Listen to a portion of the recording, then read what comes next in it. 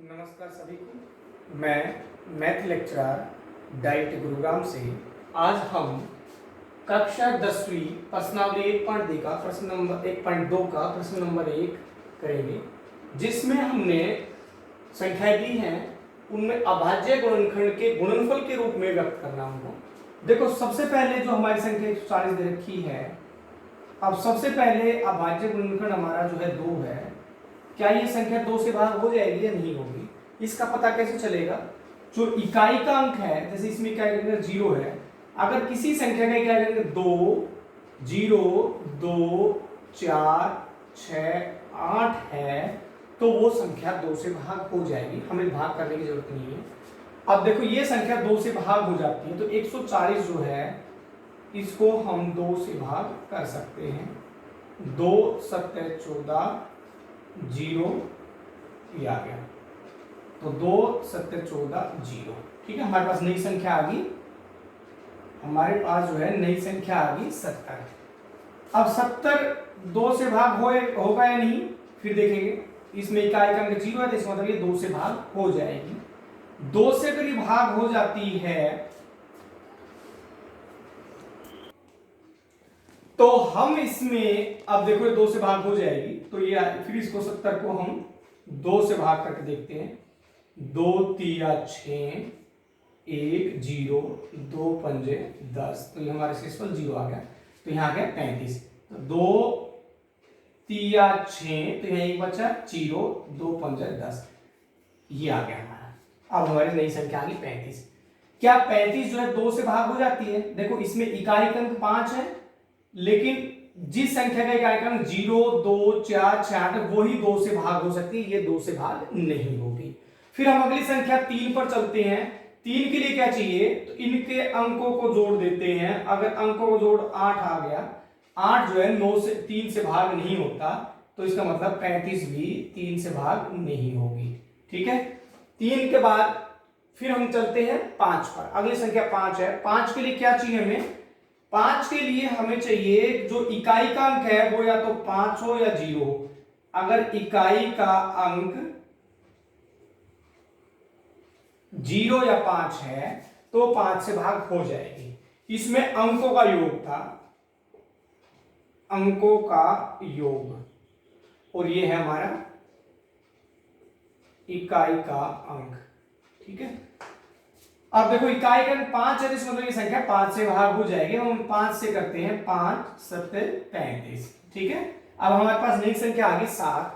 7 ना तो 2 से भाग होती है, ना पूरी भाग, ना ही 3 से हो रही है, ना ही 5 से, तो ये 7 से हो रही है। 7 एकदम 7 से हमारा 7 आ जाए। इसके बाद ये इसके अभाज्य गुणनखंड होंगे। 140 बराबर 2 गुणा में 2 गुणा में 5 गुणा में 7, तो 2 हमारा कितनी बार है? 2 बार। 2 की घात 2 गुणा में 5 गुणा में 7। ठीक है, ये हमारा रफ क्रम था। अब हम अगली संख्या हमारी दे रखी है 156। 156 को भी हम इसी तरह से करेंगे। सबसे पहले हम देखेंगे इसका इकाई का अंक क्या है? 6 है। जिस संख्या का इकाई का अंक 0 2 4 6 8 हो वो संख्या 2 से भाग हो जाती है। इसमें इकाई का अंक 6 है तो 156 जो है हमारा 2 से भाग हो जाएगा। अब 2 से भाग करते हैं तो इसमें आएगा 2 7 14 बचा 1, ऊपर से हमने उतारा 6, 2 8 16। अब हमारा जो शेषफल है वो 0 बचा, तो यानी कि जब हम इसको 2 से भाग करते हैं तो भागफल 78 आता है हमारा। ठीक है, अब हमारे पास नई संख्या आ गई 78। 78 में इकाई का अंक 8 है तो इसका मतलब ये संख्या 2 से भाग हो जाएगी। 2 से अगर हम इसको भाग करें 78 को, तो 2 3 6, यहाँ 1 बचा और यहाँ 8 18, 2 9 18। फिर दोबारा से देखते हैं। अब नई संख्या हमारे पास आ गई 39। क्या 39 2 से भाग होती है? नहीं होती, क्योंकि इकाई का अंक 9 है इसमें, और इसमें इकाई का अंक 9 नहीं है, तो इसलिए 2 से भाग नहीं होगा। 3 से देखते हैं। 3 के लिए क्या है? 3 के लिए हम जो है इसके अंकों को जोड़ते हैं। 3 जमा 9 बराबर है 12। 12 जो है वो 3 से भाग हो जाता है, इसका मतलब 39 भी 3 से भाग हो जाएगा। तो 3 से भाग करते हैं हम इसको। 3 एकम 3 और 3 तिया 9। ठीक है। अब ये संख्या जो हमारी नहीं आई 13, ये ना तो 2 से भाग हो रही ना ही हमारी 3 से। 3 से क्यों नहीं हो रही? क्योंकि इसमें अंकों का जो जोड़ है वो 4 है और 4 जो है 2 से पूरा पूरा भाग नहीं होता। तो फिर हम 5 से देखते हैं। 5 से भी नहीं होगी क्योंकि इकाई का अंक 0 और 5 नहीं है। 7 से भी नहीं होगी, 7 दूनी 14। फिर हमारी 11 से भी नहीं हो रही, सीधी हो रही है 13 से। अब हम इसको 13 से भाग करेंगे। 13 एकम 13, तो ये आ गया हमारा। तो 156 के अभाज्य गुणनखंड होंगे 2 गुणा 2 गुणा में 3 गुणा में 13। 2 हमारे 2 बार है तो 2 की घात 2 गुणा 3 गुणा में 13। अब हमारे पास तीसरे भाग में है 3825 को देखते हैं हम। क्या ये संख्या 2 से भाग हो जाएगी? हमने इकाई का अंक देखना है। अगर इकाई का अंक 0 2 4 6 8 है तो वो संख्या 2 से भाग हो जाएगी। तो इसका मतलब ये संख्या 2 से भाग नहीं होगी। अब 3 के लिए हम करते हैं, 3 की विभाजकता के लिए इसके अंकों को जोड़ के देखते हैं। 3 जमा 8 जमा 2 जमा 5, तो हमारे पास आएगा ये 8 10 और 18। 18 जो है वो 3 से भाग हो जाता है। इसका मतलब ये संख्या भी 3 से भाग हो जाएगी। 3825 को हम 3 से भाग करते हैं। 3 एकम 3, 8 उतारेंगे ऊपर से, 3 में 3 के 0, फिर 3 दूनी 6, इसमें से बचेंगे 2 और ऊपर से उतारा हमने 2, 3 सत्ते 21, इसमें से बचेगा 1, ऊपर से उतारा हमने 5, 3 पंजे 15 और शेष फल आ गया 0। जब हम इसको 3 से भाग करते हैं तो हमारे पास भागफल आता है 1275। अब हम अगली संख्या हमारे पास आई 1275। भाई दिखाई दे रहा है कि इसका इकाई अंक 0 2 4 6 8 हो, 2 से भाग हो जाएगी, लेकिन इसमें इकाई अंक 5 है, ये संख्या 2 से भाग नहीं होगी। फिर हम क्या करेंगे? फिर हमने इसमें विभाजकता का नियम देखेंगे। इसके हिसाब से ही क्या इनके अंकों को जोड़ के देखते हैं। 1 जमा 2 जमा 7 जमा 5, तो ये आएगा 7 अपने 5 15, इनका जोड़ 15 आ गया। 15 जो है 3 से भाग हो जाता है। इसका मतलब ये संख्या भी 3 से भाग हो जाएगी। अगर आपको सीधा करना नहीं आता तो इस तरह से भाग करके भी आप कर सकते हैं। हम यहाँ सीधा कर रहे हैं। 3 चौक 12, फिर 7, 3 का टेबल पढ़ेंगे, 3 का पहाड़ा, 3 दूनी 6, यहाँ 1 बचा 5, 3 पंजे 15। ठीक है। फिर दोबारा से हमारा इसके अंकों को जोड़ के देखते हैं। 2 से ये भाग संख्या भाग नहीं होगी क्योंकि इसमें इकाई का अंक इनमें से एक भी नहीं है। फिर हम इसके अंकों को जोड़ते हैं। 4 जमा 2 जमा 5, तो 4 2 6 5 11 है, ये भी 3 से भाग भी नहीं होगी। अब हम चलते 5 पर। इकाई का अंक 5 है तो ये संख्या 5 से भाग हो जाएगी। 5 8 40 और 5 गुणा 5 25। ठीक है। अब फिर दोबारा से इकाई का अंक 5 है। देखो अब ये संख्या 2 से 3 से बिल्कुल भाग नहीं होगी। अब 5 है उससे बड़ी संख्या से भाग होगी। जब एक बार 3 से भाग होनी बंद हो जाती है संख्या, तो वो 3 से आगे भाग नहीं होगी। अब हम देखो 5 से भाग करते हैं। 5 एकम 5 और 3 बचे 5, 3 5 7 35, 17 आ गया। और 17 से करेंगे तो 1 आ गया। तो हमारा जो इसके अभाज्य गुणनखंड है 3825 के, वो आएंगे 3 गुणा 3 गुणा 5 गुणा 5 गुणा 17 बराबर 3 की घात 2 गुणा में 5 की घात 2 गुणा में 17। ठीक है। इसी तरह से अगली संख्या हमारी है 5005।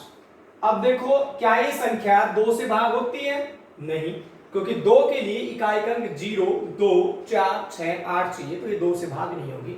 क्या हमारी ये संख्या 3 से भाग होगी? इसमें अंकों को जोड़ते हैं तो हमारा जो जोड़ आता है वो कितना आएगा? 10 आता है, क्योंकि 10 जो है 3 से भाग नहीं होता, तो 3 से भी नहीं होगी। क्या ये 5 से भाग हो जाएगी? हाँ 5 से भाग हो जाएगी, क्योंकि आखिरी इकाई का अंक 5 है। तो 5 एकम 5 0 0 5 एकम 5।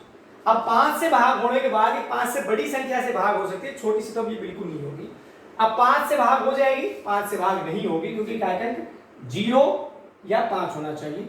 फिर ये संख्या किससे भाग होगी, अब 7 से भाग करके देखते हैं। 7 के लिए क्या होता है, जो इकाई का अंक है ना उसका दुगुना कर देते हैं 2, और बाकी जो बचे हुए अंक है उसमें से हम घटा देते हैं, तो हमारा 98 बचा। क्या 98 जो है वो 7 से भाग हो जाता है, बिल्कुल हो जाता है 98 7 से भाग, तो इसका मतलब ये संख्या भी हमारी 7 से भाग हो जाएगी। अब 7 से भाग करते हैं, देखो 7 एकम 7, 1001 को हम 7 से भाग करके देखते हैं। 7 एकम 7, 3 0, 7 चौक 28, कितने बचेंगे 2 1, 7 तिया 21, तो शेषफल आ गया 0। तो 7 से भाग करते हैं तो 143 आता है हमारा। क्या दोबारा 7 से भाग हो जाएगी, इसी तरह से करके देखेंगे। 3 का दुगुना हो गया 6, और बाकी बचे हुए में से अगर हम 6 घटा दें तो कितना बचेगा हमारा 8। 8 जो है 7 से भाग नहीं होता, इसका मतलब ये संख्या 7 से भाग नहीं होगी। 7 से अगली अभाज्य संख्या हमारी है 11। अब इसको 11 से भाग करके देखते हैं। 11 में क्या होता है, एक अंक को छोड़कर दूसरे अंक से, जैसे इनको एक को छोड़, इनका जोड़ जो है 3 जमा 1 4 है, और 1 4 हमारे पास पहले से, इनको घटा के देखते हैं। जो सम स्थान पर संख्या अंक है और जो विषम पर अंक है उनको जोड़कर उनका अंतर करते हैं। अंतर या तो 0 हो या 11 का मल्टीपल हो, तो वो संख्या 11 से भाग हो जाती है। अब इसको 11 से भाग करते हैं। 11 एकम 11, यहाँ कितने बचेंगे हमारे पास 3, 11 तिया 33। अब दिखाई दे रहा है कि ये सीधी ही 3 एक अभाज्य संख्या है, तो सीधी 13 से भाग हो रही है। तो 5005 के अभाज्य गुणनखंड हमारे पास आएंगे ये 5 गुणा 7 गुणा 11 गुणा 13। हाँ जी, देखिए 7429 को हम सबसे पहले देखते हैं कि इसमें इकाई का अंक जो है 0 2 4 6 8 है, बिल्कुल नहीं है। इसका मतलब ये संख्या जो है ये 2 से भाग नहीं होगी, ये 2 से विभाजकता का नियम है। अब 3 से देखते हैं। 7 जमा 4 जमा 2 जमा 9, क्या ये संख्या जो है 3 से भाग होती है? 7 और 2 7 4 11 20 और 2 22, 2 के पहाड़े में नहीं आता, 2 से भाग नहीं होता, तो 3 से भी नहीं होती। इकाई का अंक 9 है, 0 और 5 होता तो ये 5 से भाग हो जाती, इसका मतलब ये 5 से भाग भी नहीं होगी। ये संख्या 2 से भाग नहीं हो रही, 3 से भी नहीं हो रही, 5 से भी नहीं हो रही। क्या ये संख्या 7 से भाग होगी?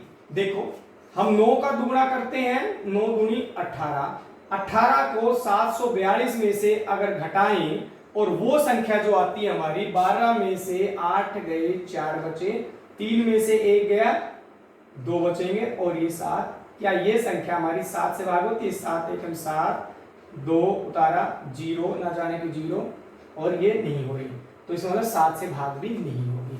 7 के बाद बारी आती है 11 की।